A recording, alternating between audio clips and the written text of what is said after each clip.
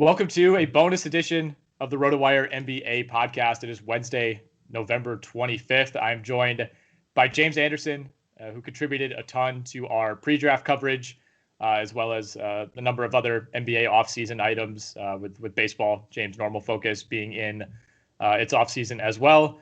James, you and I never really got a chance to speak in depth after the draft. We were in communication the night of, talking about Tyrese Haliburton falling, things like that, but we haven't really done a full postmortem. And I don't want to go super deep on this. We have some gambling things to cover as well. But in terms of some of the major takeaways from last week's draft, I want to start at the top. And, I had said on multiple pods and multiple articles that I thought Minnesota would take it down to the wire, but would eventually trade that number one pick. And I thought a team like Charlotte would maybe jump up and grab James Wiseman. But on a night when I think we expected to see a lot more, teams kind of moving up and down, it seemed like everybody wanted to get out of those top spots. There wasn't a lot of trading, at least in the early portion of the draft. And I think it was relatively chalky, with the exception of Haliburton falling all the way to 12. You had Jalen Smith go 10 to Phoenix. Other than that, even not a ton of major surprises. And I think that began at the top with, Edwards, Wiseman, Ball going in that order. You could kind of quibble about which order you would have had them in, but that was kind of the consensus top three, and that's how it ended up playing out. Yeah, there were no surprises high in the draft at all. I think the first time where I was just like, whoa, was the Suns taking Jalen Smith at 10. But yeah, I think my prediction all along was that the Timberwolves were going to screw this up. I think they screwed it up. I just don't see how that three-man core is going to work. They've made multiple moves now where they've treated D'Angelo Russell like he's some multi-time second-team All-NBA point guard. He's not even close to a top 30 player in the league in my estimation. And I think that when you keep making moves, the trade to get him in the first place was terrible because that pick's going to be pretty good for the Warriors. And the decision to basically let him being on the roster affect this pick is my assumption. I think, a lot of teams said they had Anthony Edwards in their top three, but I think most teams, if they had been picking first or second, wouldn't have taken Anthony Edwards because of the amount of risk involved. So I think the Timberwolves blew having that first pick. But I expected them to, so that wasn't a surprise. And then, I think that the big surprise to me and something that kind of affects my analysis of most of the lottery picks is Haliburton slipping to 12. He was my number 3 player in this draft. I think he would have been a great fit on a handful of teams that passed over him. And so I think maybe we might be entering a new era of Kings basketball where they're the sharp ones on draft night. I don't want to give too much credit to Sacramento. They ended up with the right guy, but no one thought he would be on the board at 12. But you could say the same thing, during watching the telecast, there was no mention of Haliburton sliding. It honestly kind of slipped my mind. All of a sudden, we're at Washington at 9, and they take Avdia, and I'm like, oh my God, Haliburton's still on the board. And it was pretty shocking when Phoenix passed him up. That's for sure. I think Phoenix could have traded back and gotten Jalen Smith, 4 or 5 picks later at least. San Antonio passing on him for Devin Vassell was also interesting. But he lands in a pretty intriguing fantasy spot, I think Haliburton does, in Sacramento with Bogdanovich being gone. We'll see what happens with Buddy Hield. They did just re-sign De'Aaron Fox. So, if you think of Haliburton as strictly a point guard, maybe that's a little bit of an issue. But without Bogdanovich, there's going to be minutes for him there.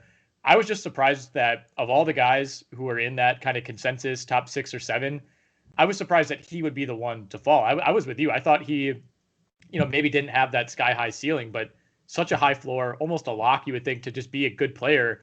He's the last guy I would have thought that would have slid down the board, honestly. Right. And he just would have been a pretty seamless fit on a bunch of teams that passed on him, which is why I didn't think he would fall. I think he's kind of clearly their third guard for the foreseeable future. I think it'll be pretty tough to play all 3 of those guys at the same time if you care about your perimeter defense, just because, Haliburton, I think, could be a good defender against 2s and maybe even some 1s, but I don't think he or Buddy Hield is capable of doing anything really against the best wings in the league. So that could be a drawback in that you might not be able to play those three at the same time very often. But I think he's a great guy to have as the guy that's sort of your point guard with the second unit and can play next to De'Aaron Fox because of his shooting. I thought he would have just been an amazing fit on the Suns. I think he would have been a great fit on the Knicks, on the Hawks. I mean, there were several teams that I think he's going to end up being better than the players they took with those picks. Going back to Minnesota real quickly, I'm with you that I think they let the presence of D'Angelo Russell impact this pick. On top of that, then you go get Ricky Rubio on draft night. And, so even if you had taken LaMelo Ball there, like, does that influence the decision not to get Rubio? Like, if Russell is the reason you didn't take him, now you're kind of playing Russell out of position, although we have seen him be okay off the ball before. You're just, and I said this to Alex on the pod that we did earlier today, you're putting Anthony Edwards, whose development is already very fragile. There's a lot that could go wrong. You're putting him in a really tough spot right away, where if he's going to start, he's a number one pick. Most number one picks are in the starting lineup. You're basically starting him at the nominal small forward spot. Not to mention, you also signed Malik Beasley, by the way. So you have positional overlap basically everywhere with the number one overall pick in the draft. It was already not a perfect fit before you brought in Rubio and re-signed Beasley. There's a decent amount of talent now on this roster, but I think I really dislike the fit. And there's a pretty major hole up front. As much as we love Jake Layman, I'm not sure he's the answer for 38 minutes at power forward. No. And if you just the only person who you should be worried about when you're building this team is Karl-Anthony Towns. And I know that his relationship with D'Angelo Russell is part of what gives Russell so much organizational power. But you've basically surrounded Towns now with a bunch of guys who either aren't going to stretch the floor for him or need the ball in their hands. And every single trip down, you need to be trying to get Karl-Anthony Towns the ball. I mean, Malik Beasley doesn't pass. Anthony Edwards isn't a good passer. D'Angelo Russell in the pick and roll, I'm sure he'll set Towns up a little bit, but he's going to be looking to get his as well. And Rubio is great at getting Towns the ball, but he can't create that space for Towns. Like teams just aren't going to respect him. So, I mean, I think we still have two. Like, to me, the Timberwolves and the Knicks have really separated themselves as the two worst run franchises, and it goes up to ownership. They continue to just make head scratching move after head scratching move with no real clear bright future in sight. And I think that it was kind of as we predicted, but still I would not be excited about this if I was a Timberwolves fan. I think Charlotte maybe belongs in that conversation as well. So we have a situation now where the number one and the number three picks don't have clear paths to starting jobs right away. And, maybe they'll both be in the starting lineup. Like that. I think Ball's going to start from day one. So who goes to the bench? Rozier? Yeah. Okay. Yeah. I mean, it's very possible. Ideally he does start. But I think like on paper right now, like we were hesitant on our RotoWire depth charts to put him as a starter because we just don't know yet. Those guys both started all of last year and were both pretty decent. And then you add Gordon Hayward. And obviously this is a situation where it'd be pretty hard to bump Terry Rozier up to like your three, or, even LaMelo has the size. He's not really a three. When he's out there, he has to be the ball handler. So I initially didn't mind the fit, especially when it looked like maybe they would find a way to move a Terry Rozier to make some room. But, Ball falling to three is all well and good, but he enters a weird situation now as well, especially with the addition of Hayward.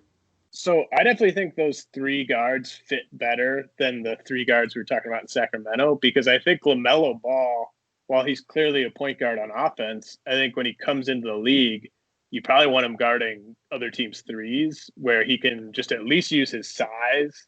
Like he's not going to be able to stay in front of like a good point guard as a rookie, and he's probably going to be a liability against quicker twos as well. So like Rozier could check ones and twos, and you just put Graham on whoever the worst guy is. So I do think they can play those three together.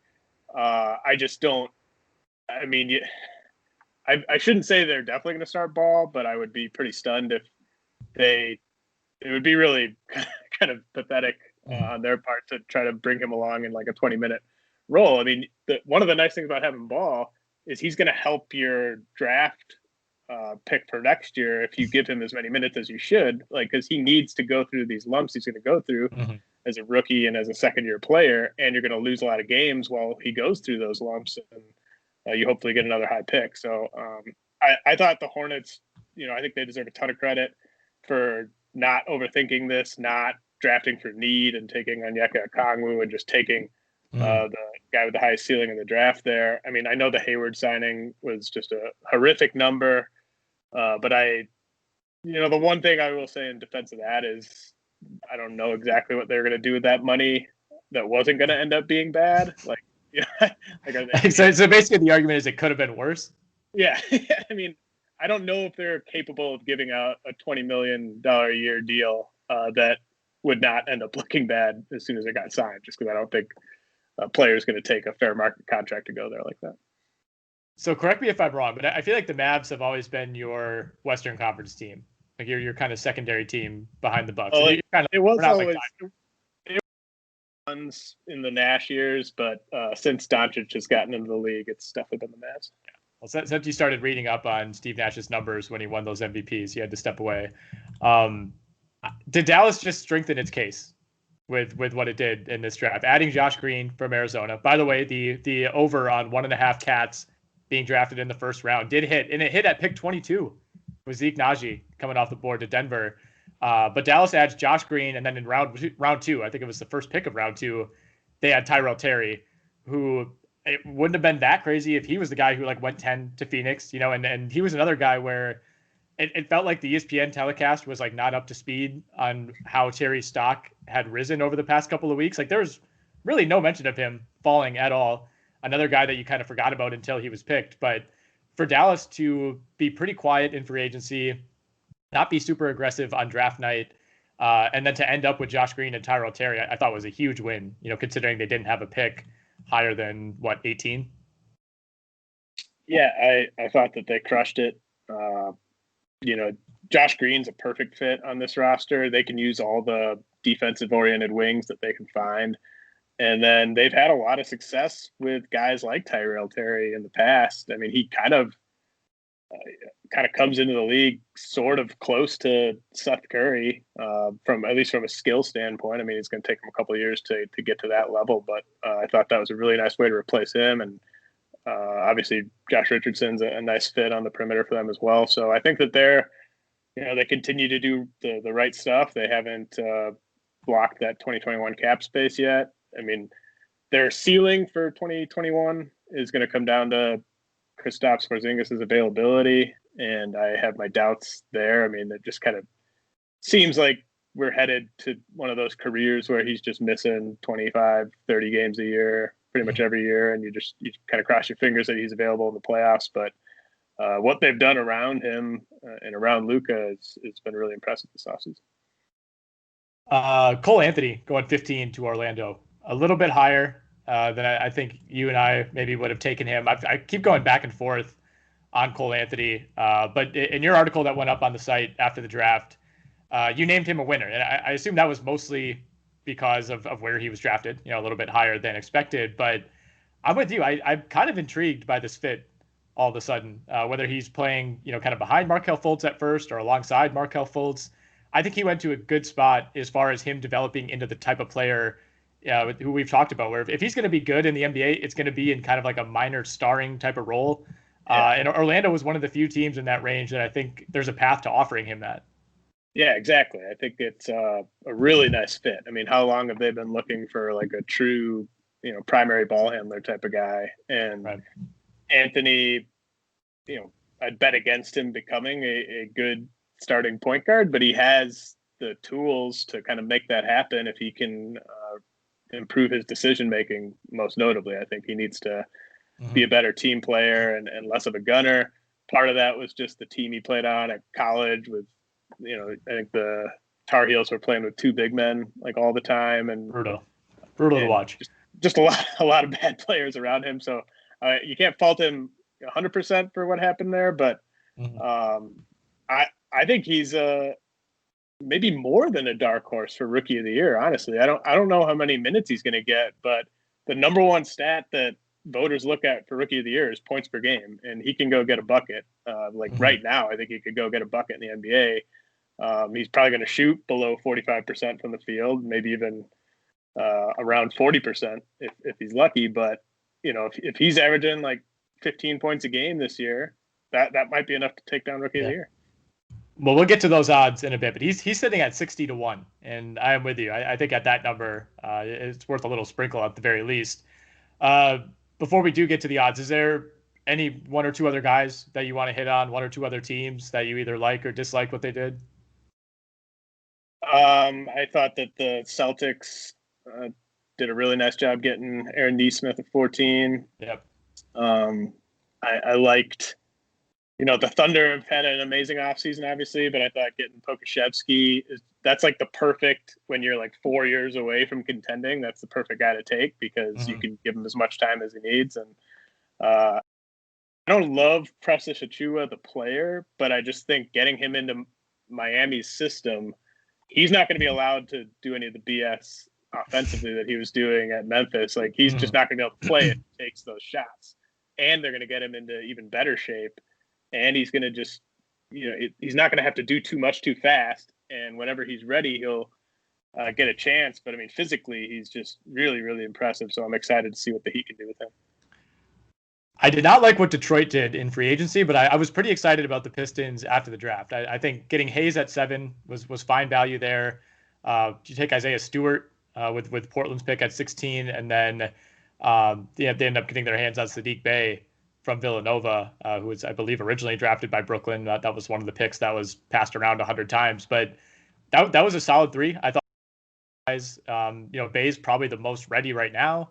But you get 2 of those 3 as long-term upside plays. Talking about a team that's 3, 4, 5 years away, I thought they did a nice job. I'm with you on Nesmith. I thought that was the right pick for them at 14, especially since it looks like teams were a little bit lower on RJ Hampton. I think that was a really popular projection, but I don't know. You wonder if maybe he just wasn't as impressive. He fell all the way to 24. It just makes so much sense putting Nesmith on that Celtics roster because all they're going to ask him to do is just catch and shoot. And that's all he's going to really have. Like, in other places, there might have been pressure for him to kind of develop quicker than he's ready to as a ball handler and stuff. But he's just going to be able to develop at his own pace off the ball or on the ball. And I think he'll be able to knock shots down as a rookie.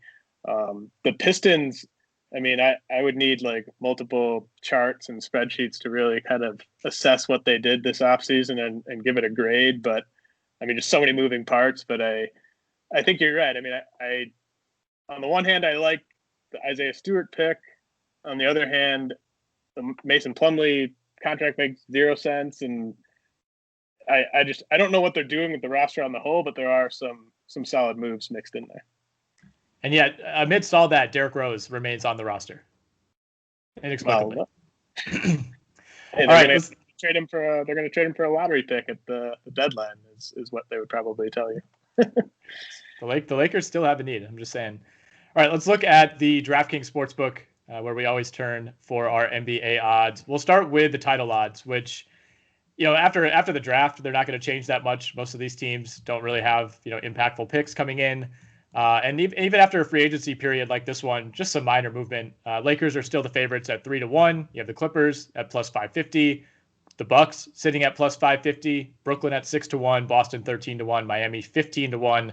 Everybody else is 20-1 or later. The biggest mover though by far is Golden State, which I think was around 6-1, 4 or 5 days ago, and obviously the Klay Thompson news dealing a massive blow to the Warriors just hours before the NBA draft. So the Golden State's now down at 30-1. They do get Kelly Oubre. They do have the Tsunami Poppy. That's worth something. However, he is not Klay Thompson. And, the more you start to look at it, this bench, we knew it was bad, but it's really rough. And, if James Wiseman can come in and be good right away, that's huge for them. If he's not, Karl Anthony Towns right away as a rookie, they have some issues at center, and we're not talking bench. Like, even their starting center could be a major issue.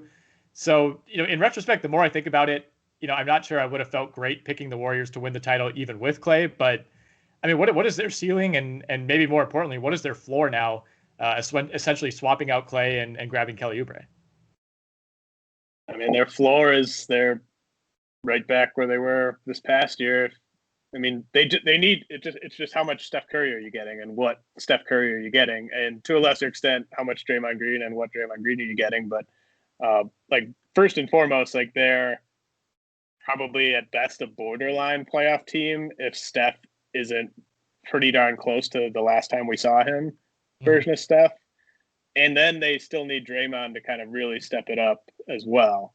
So, if we're getting 90% of what those guys were doing in like 2018, then I think they're probably like a 5 seed. And if they stay healthy, but if Curry misses 20 games, they're not going to make the playoffs. If Draymond is washed, if he's as washed as he looked last year, then they're probably not going to make the playoffs. Because the West is, it just stays really loaded, right. And there's just very, very little margin for error with them. So, I definitely think they went from being kind of dark horse title contenders, if everything breaks right, to being, they need to stay healthy to make the playoffs. Right. I think if you could guarantee me Steph Curry plays 68 games, I would say they're a lock to make the playoffs. Yes. That's especially in the condensed season, I just don't see that happening. I think realistically, almost every game that they will play, especially if it's against a Western Conference opponent, every game they play without Steph Curry is probably a loss. And if he misses 3 weeks, those start to add up. And like the players know that they're not winning the finals this year. So like if he's ever like not 100%, or if he's ever just kind of rolled his ankle or whatever, they're going to err on the side of caution and keep sort of hoping to thread the needle next year, or not this upcoming year, but the year after if Clay is able to return. But how much I love Clay. He's probably one of my 3 or 4 favorite players in the league. So that's just a huge bummer for him. And man, I'm not a doctor, obviously, but this Warriors medical staff has really had a pretty rough run in terms of hurt after they're returning from stuff. I don't know how much of it falls on them, but it's been a really rough run for them. Yeah, super depressing news heading into the draft. And we're kind of back to where we were with Curry. Like, I was so excited to see the Curry show last year, and this would have been without Clay. And we're kind of back to that now. I want him to come out and average like 33 a game and just be the Steph that it feels like we haven't seen in forever. But we've never really seen peak Steph Curry without Klay Thompson by his side. You go all the way back to like the real dawn of the Warriors run, 2013-14. Like, that's when both those guys came into their own. That's when Draymond Green really started to emerge. Like, basically my point is that we've never truly seen Steph Curry carry a very good team over the course of an entire season. He's always had at least Clay and Draymond and, at times Kevin Durant next to him. So I guess to me, it wouldn't be like overly shocking if Steph has a great year and at the end of the day, it's just not quite enough, because this roster around him is just so far inferior to what he's been used to over the last 5 or 6 years. Yeah. He's someone where I think the fantasy upside is through the roof. Play even just like 62 games or 64 games. But yeah, it's just, is his body going to be able to handle that? We saw when Clay went down in the 2019 finals, like, we saw Curry still had the ability to just completely change the game just by being on the court. So I'm less concerned about his quality of play when he's out there. I'm just sort of like, now that they're clearly not title contenders, is he going to play like 58 games? That might be sort of where he set the over-under. Well, it's not even title contenders, but his last 1, 2, 5 healthy seasons, they've been like runaway title favorites. So I think it's a completely different mindset than what he's become accustomed to.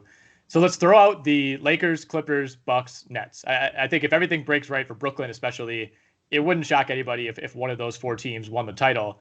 But if we look at Boston, Miami, Toronto is at 20-1, Dallas is 22. Denver 22, Philly 25, and we'll include Phoenix 40-1 and Utah 40-1. Of that group of teams, does anybody jump out to you as a dark horse bet that you might like? The Celtics, the Heat, the Mavs, the Nuggets, they're all teams where if you really squint, you could see them winning the title, I think. The Mavs, I think, maybe have the highest ceiling of those 4 if you somehow get fully healthy Porzingis for the So at 22-1, I don't mind the Mavs. I mean, I think Doncic is capable of being the best player in the entire playoffs. And you have that primary ball handler who can get his shot against anyone. That's obviously huge. So I think the Mavs at 22-1 are pretty interesting. The Nuggets, I think they're hanging around. We saw what Jokic and Murray are capable of. I wonder if the Celtics they just don't quite have enough with this core at this point. We'll see if maybe Tatum takes another step forward. I mean, if he kind of solidifies himself as like a top 8 player in the league this year, which is possible, then I think them at 13-1 is in play. But I mean, I don't think the Bucks should have this much better odds than teams like the Celtics and the Mavs and the Heat and the Nuggets. I mean, I don't think they did anything to fix the issues they had last year in the playoffs. I know Drew Holiday's an upgrade over Eric Bledsoe, but the amount of depth they had last year versus the amount of depth they had this year is just night and day. And back when I thought they were getting Bogdanovich, I would have put them right up there with the Lakers, but he was such a key part of that vision with him being a guy that could run pick and roll and create shots. Unless Giannis just really becomes a guy that can shoot from everywhere, especially the free throw line. I mean, if he continues to shoot free throws like he did this last year, and is sort of as hesitant on his jumper as he was this past year, I just don't really see them being in that mix. So I think their odds are quite a bit higher than they should be, in my opinion.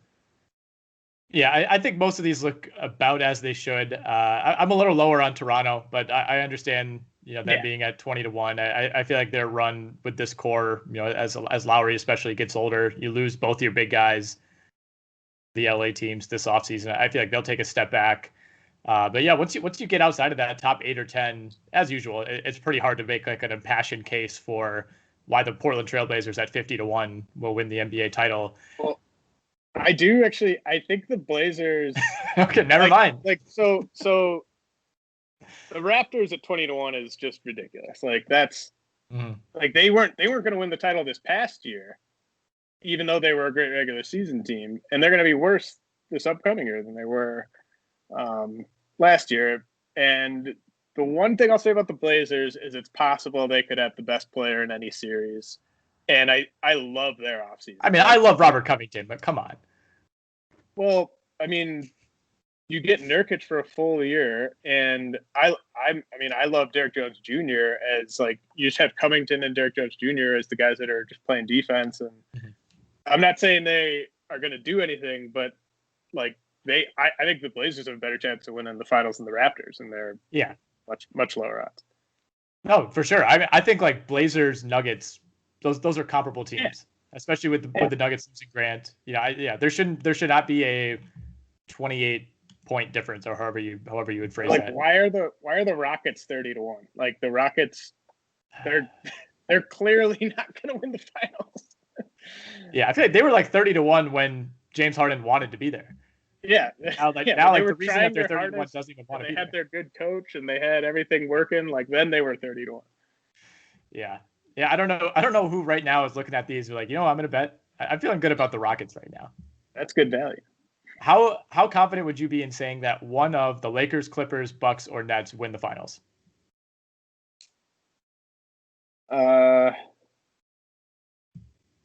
I'm probably over 50% on just the two Lakers teams alone, or the two LA teams. Yeah.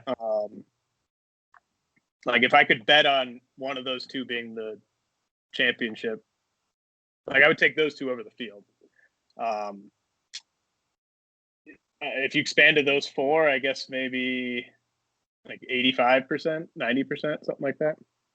Okay. Yeah, I'm with you on that. I'm a little lower on Miami too. I think there might be a little bit of regression with the Heat. And we'll see. Maybe they'll come back and look like the team that ran through the East in the bubble.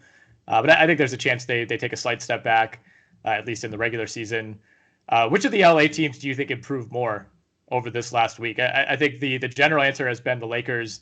But as I talked about with Alex earlier, I really, really like the Luke Kennard edition for the Clippers. I think that kind of that kind of flew under the radar during the draft. And then the addition of Serge Ibaka at center was huge as well. Yeah. I think the Lakers improved more for the regular season, and I think the Clippers improved more for the postseason. I think that's fair. Yeah. Like I think this Lakers roster is just now it's just really built to really blow through the regular season. I think they have enough depth now where, it used to be when LeBron James was off the court, it looked like their offense had never played together and had never been coached and had no clue what it was doing. Now, at least when LeBron's off the court, Dennis Schroeder can run pick and roll with some of these guys and can kind of run the offense. So I think that's a nice add. And then just the depth they got up front now, I think is going to be great for the regular season. But I think the Clippers, they went from really having close to a disaster offseason to really saving it with that Serge Ibaka signing. He's just exactly what they needed. I mean, going George, Leonard, Morris, Ibaka 2 through 4. I mean, that defense is just going to be ridiculous. So I think that they did a lot to really kind of address what they needed to address in terms of how this team's going to function in the playoffs. Yeah, that was well said. I think the Lakers avoided massively overpaying KCP. That was the biggest victory for them. That contract could have been worse. They still overpaid a different clutch client. Well, yes. Are you talking about Montrez? Yeah. Honestly though, I was shocked by how low that number was. I thought they could that number could have been like twice as high. Well, it's not. It wouldn't have been an overpay if the Hornets did it, but can he play in the fourth quarter of a finals game? I just don't know. So. I don't know why he has to. I think they did it like you said. I think they did it for the regular season. I'd like this roster more in the playoffs if he was just not on it at all, because I think it's going to get into a thing where they are trying to keep him happy, and so they give him more minutes than he should get. So we saw that play out last year. I do think though. So straight up, I would rather have Ibaka than Harrell. I'll just put that out there. And let's keep in mind, we're talking about the reigning sixth man of the year. Like, this guy had value not long ago. And so I guess the perspective that I see it is I think the Lakers bought low on Harrell. And I think there's a chance that he just gives them an awesome regular season, especially at a time when LeBron's already basically made it clear that he's going to loaf through this regular season. I think they just need somebody to give, if he's going to give you 17 and 8, even if it means that in the finals you're going to drop him down to 8 minutes a game, then so be it. And they also replaced Dwight Howard and JaVale McGee with Marc Gasol and Montrezl Harrell. And I'm not saying Montrezl Harrell is like Gandhi or anything, but I think there are some improvements from that perspective as well. This team, adding Wes Matthews, they're undoubtedly deeper. I will say I didn't love the Gasol addition, and I didn't love Matthews. I think both of those guys are washed up at this point. But the Lakers, by the time they got to the finals last year, were basically relying on like 2.5 guys. So I think from that perspective, they're better by default. I actually like the Matthews and Gasol signings. I think like Gasol's the best player really in the league to put against Jokic, and that's true. Matthews can at least compete against guys like Paul George and Kawhi Leonard to give LeBron a bit of a break. Like I'm not saying he's just gonna reprise his role with the Bucks, and I mean he sometimes disappeared at times, but I mean he's just there to hit threes and play defense. So I didn't mind those. I mean, back to Montrez quickly though. Would you rather have him on this roster or Dwight Howard? Come on, you can't. I mean, you can't make me pick between the big two. I think I'd rather have Montrez. I mean, Dwight was borderline unplayable by the end of the finals anyway. And I think Harrell is just more energetic, more impactful. Dwight was fine. I just think they like skated by the skin of their teeth, like making that whole situation work. I think they were, by all accounts, they were just kind of like, all right, that's fine. You got your title here. Go on to Philly. I don't think they were like, scrambling as an organization to keep Dwight Howard. I think at this point I'd rather have Harrell, but it's a fair question. Actually, yeah, I mean, I wouldn't have wanted to bring Dwight back just because I think now he's more confident in himself. That you don't get him like sort of playing to stay in the league. You don't get they needed him like really down in the dumps, which is what they got. Right. But I think Dwight Howard's season that he just had is going to be better than Montrezl Harrell's upcoming season is basically how I would phrase that. And I think, I don't know if the Lakers knew or even if they could have gotten Ibaka, but if they thought they had a chance at Ibaka and chose Harrell, then I think that's just a complete disaster. I agree. I have no idea if that's real or not, but no, I'm with you on that. Here's one more quick before we move on. Would you rather have Tristan Thompson or Montrezl Harrell? And you know how I feel about Tristan Thompson. I'd take Tristan Thompson. I think so too. I think for the Lakers specifically, he makes more sense. Because you can at least defensively, you can at least play him at the 5 in a playoff series, and he's played with LeBron before, and he's a really bad offensive player. But I just think on this team, he could have given you pretty competent minutes at the 5. Right. If the price is similar, I would think I would rather have Tristan Thompson. But it's hard to argue they didn't get better during the regular season, and again, I think that was part of the priority for the Lakers. Let's look at some of the player futures on the DraftKings Sportsbook. We'll start with Rookie of the Year. You touched on the Cole Anthony bet earlier, and he was one guy that I had circled as well. Again, he's at 60-1. There's really not a clear favorite. You have LaMelo at 4-1, Edwards at plus 450, Obi Toppin at 6-1, Wiseman 6-1, Hayes 7-1, Avdia 15-1, Haliburton 15-1, and Okongwu at 20-1. I wouldn't feel super comfortable betting any of those top two, Ball or Edwards. I do like Toppin though at 6-1, just because of the situation and the NBA readiness and the fact that the Rookie of the Year award does not usually factor in defense whatsoever. Yeah, that's huge for him. 6-1. You kind of would hope it was maybe a little longer than that, so that you were really getting kind of advantageous odds. They're definitely kind of making you pay for it a little at 6-1, but I think he's got a better chance of winning it than Anthony Edwards or James Wiseman. Ball at 4-1 is not crazy. I mean, I don't think he's going to shoot well from the field this year, but he could average 7 assists and 14 points or something. That might be enough. And then I really just don't like any of these mid-tier guys. And then you get down to Cole Anthony at 60-1, and I'm just I would almost say he's 12-1 to me. He's gonna get. He comes into the league. How many of these guys can you even say come into the league capable of getting their own bucket right now? Edwards and a few others. Cole Anthony can get his own bucket, and he's just not on a team where he's going to have to share the ball that much. So I think he's a really nice long shot play there at 60-1.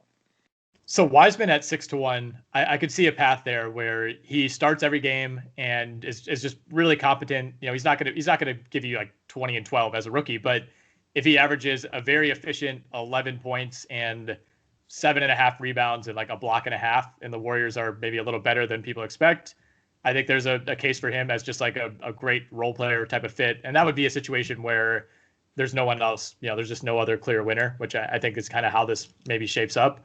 Haliburton at 15-1 is interesting, especially if you think that the Kings move on from Buddy Hield at some point. I think that he would be kind of the Brogdon type of bet for me in this one, where he's not going to average 25 points. He's not going to average 10 assists, but he's just going to have really solid numbers across the board. And I think he's a player that would have the coach's vote, and that's not ultimately who picks this award, but I think that would get around, and, a lot of the smart people in the league, I could see, kind of falling in love with his game. Bol is also listed at 20-1. I'm not sure why. I think it must be a contract situation. He was recently converted from whatever contract he was on last year to a full-time contract. So I guess this will now technically be his rookie year.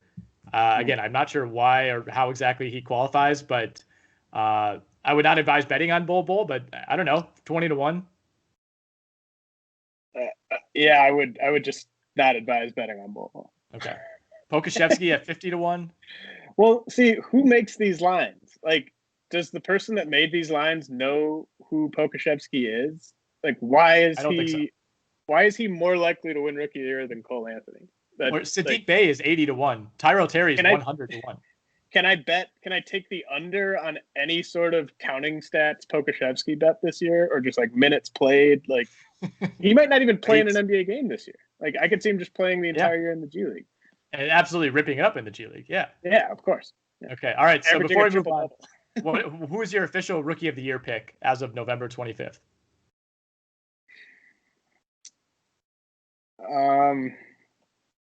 I'm going to say LaMelo. Okay.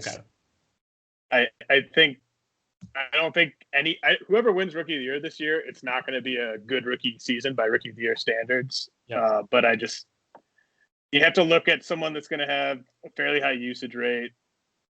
And I think he'll have that. He'll be the kind of the focal point of the offense by like the second month of the season if he's not already on opening night. All right, let's look at most improved player odds before we get to MVP. This is an absolute minefield. Jaren Jackson Jr. is the co-favorite with Jamal Murray at 10-1. The Memphis Grizzlies have already announced that Jaren Jackson will not be ready for the start of the year, and it's hard to parse words, but the implication was not like, hey, he's almost ready. It was like this guy could miss like a solid month plus to begin the year. So I'm going to cross him out. I think he's going to end up missing too many games. I think it's absurd that he's the favorite. Yes. And I also think like he didn't really get a ton better from year 1 to year 2. Like this is some sort of shoe-in, even if he was healthy. Like I said, you have Murray at 10-1, Ayton 14-1, Kobe White 14-1, Tyler Hero 20-1, Malik Beasley 25, Wendell Carter 25, SGA 25, Zion Williamson 25, and Michael Porter at 30-1. There's a ton of guys. There's literally probably 20 more guys in the 30 to 40 range. But I will save your ears and not read all those. Yeah, minefield is a great word for this. Man, it's tough. How do you think the voters are going to factor in what we saw from guys like Jamal Murray and Tyler Hero, like in the bubble? Like if those guys just like pick up where they left off, are they improving? Or right. Do they get credit? Is that improvement if you were already doing it at the end of the prior season? That's exactly what I said to Alex about Murray. Where I was like, I feel like he got too good at the end of last year, where he would have to either sustain that, which was an insane usage rate at the end of those playoffs, or do better. And I just don't think that's really a possibility. So I feel like there almost should have been like an MIP award from the end of the the shutdown in March to the bubble, because I feel like those guys kind of missed their window. Like Tyler Hero is now expected to come in and average 15 points and be efficient and all that. So I think that ends up ultimately hurting him. I really like SGA at 25 just because he now is clearly the man on a bad team. And, MIP is not MVP. If he averages 25 points and, 7 assists and almost 2 steals a game, I think it might not matter if the Thunder only win like 15 games. Yeah, I don't think he's going to just kind of keep a sort of linear improvement rate, because I think it helped him a ton having Chris Paul there to do a lot of the heavy lifting offensively. I think he's probably a little overtaxed as your primary ball handler. So, yes, Pokusevski. One guy that stands out to me, and we've seen players like this win it before, is Devin Booker, where like it wouldn't be crazy to me if Devin Booker was like a top 9 player in the league this year. And if he goes from borderline all-star to like second team all NBA, that might be enough for him to get some votes, especially if if the Suns are winning a ton of games.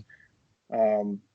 Like Michael Porter's sort of that classic, did he improve or did he just get more minutes type of most improved vote. 30-1. I mean, those are terrible. Michael odds. Porter should be like 10-1. I'm shocked he's at 30-1 because he seems like a public type of bet too.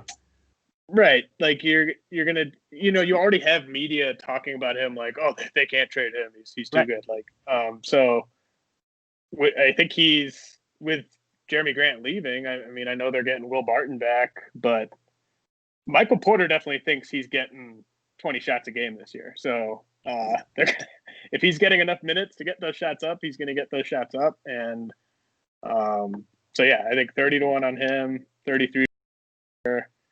I mean, like with Jason Tatum, how much of a leap does he have to take from his final like 2 months of the season for it to count as improvement? So to me, Tatum is too good. But going back to him and Booker, who are kind of in the same category for me, 6 of the last 7 most improved players have averaged at least 20 points per game.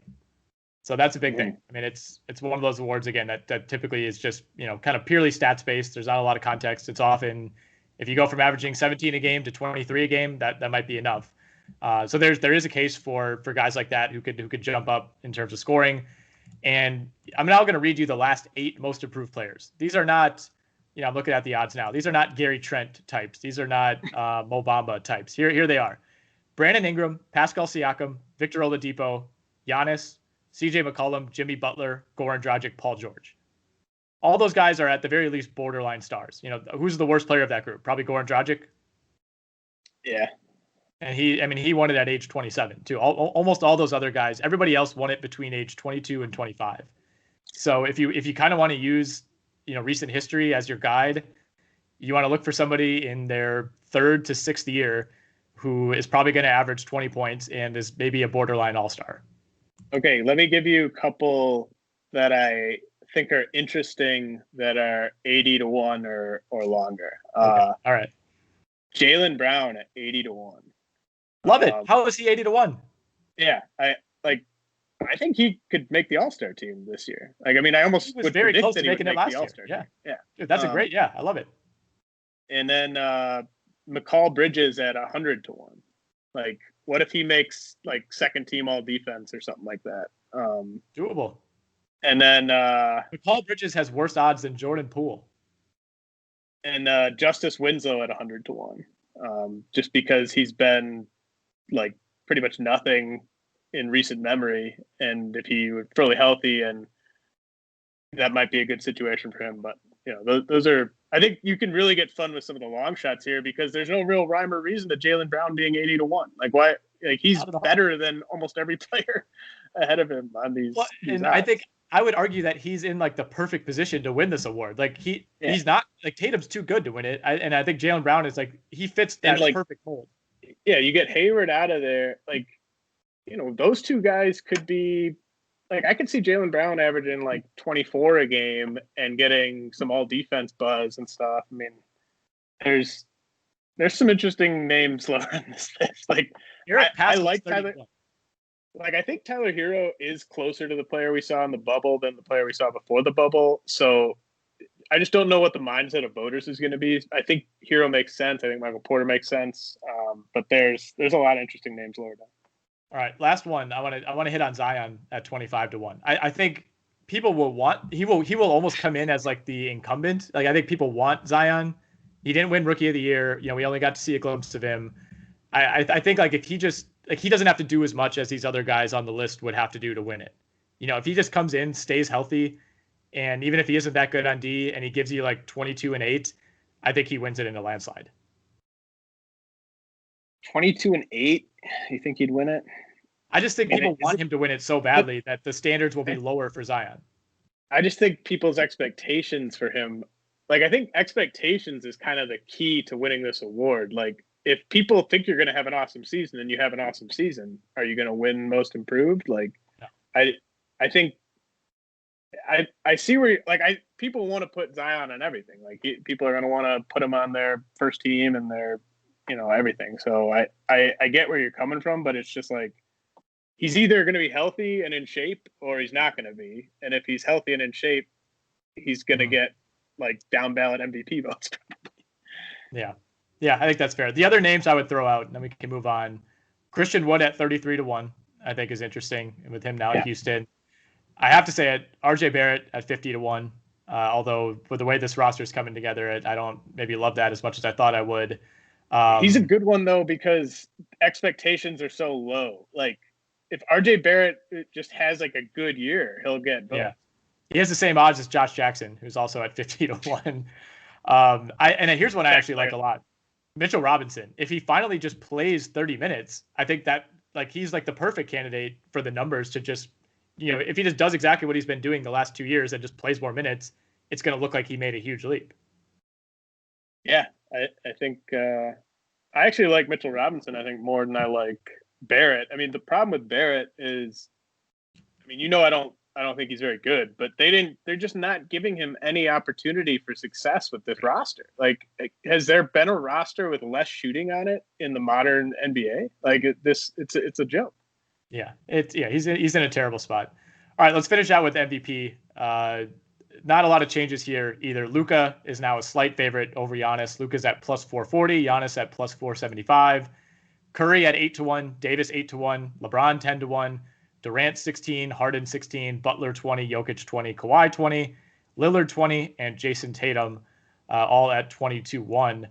It's interesting to me that LeBron has slipped a little bit, although I think that's totally warranted. I think he was originally like 6 or 7-1, and I think he's just, this isn't going to be a regular season where he guns for the MVP. So I think that's a bad bet. I don't like Harden at 16-1 either. I think there's just too much going on there. I think his like approval rating, whether he gets traded or not, his approval rating is going to take a hit, and it wasn't super high before. So I don't think that lends well to him in the voting.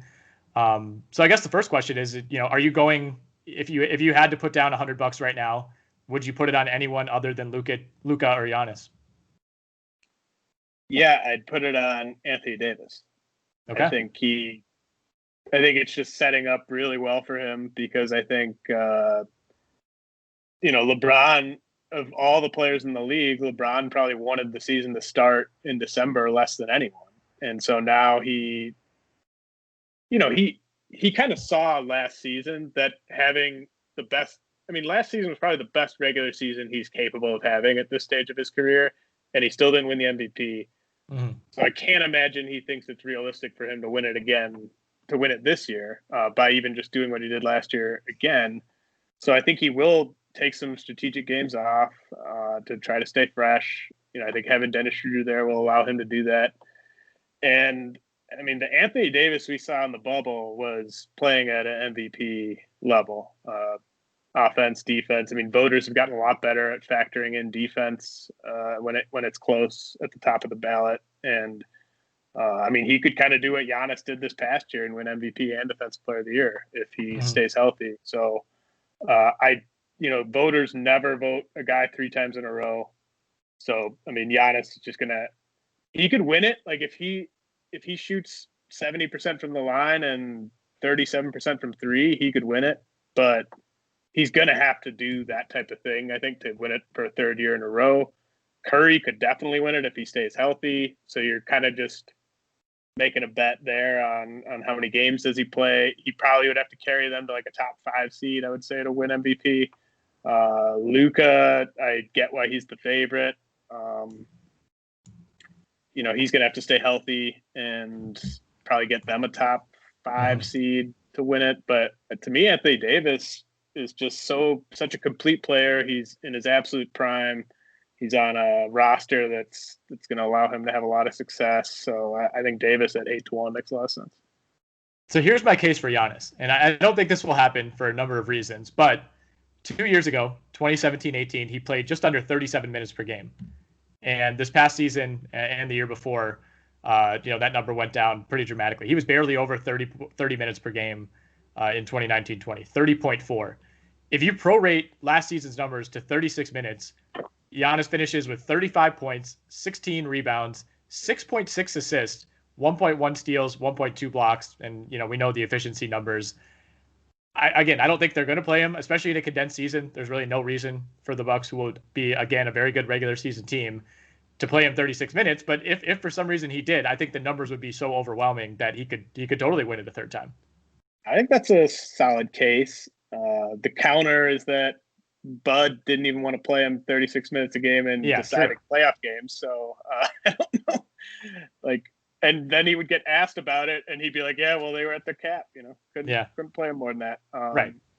So you should assume he plays more, but I think your point is very fair that if he does play more, those numbers are just going to be insane. In terms of the longer shots, I think Lillard at 20-1 it makes some sense, especially in this type of season. He almost never misses games. I think you can cross out a few of these guys.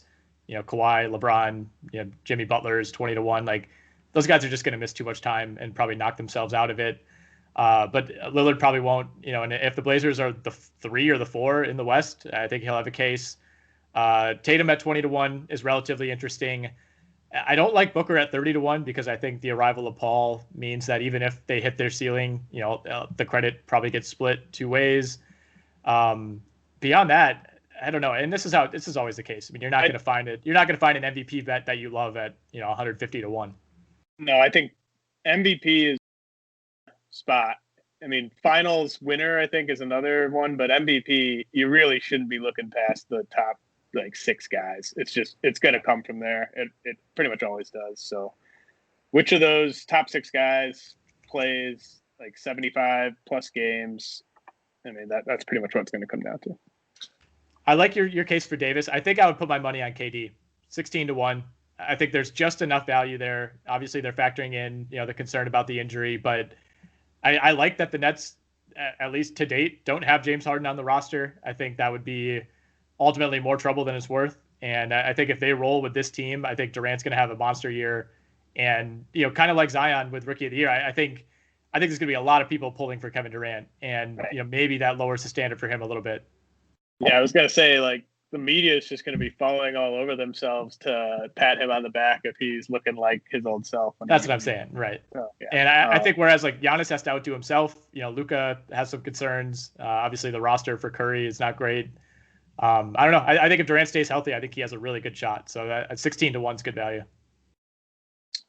Fair enough. All right, I think that should wrap it up, James. Appreciate you hopping on this afternoon on relatively short notice to break this stuff down. We'll have this up in video form on YouTube and then in the normal podcast feed as well. Thanks, Ben.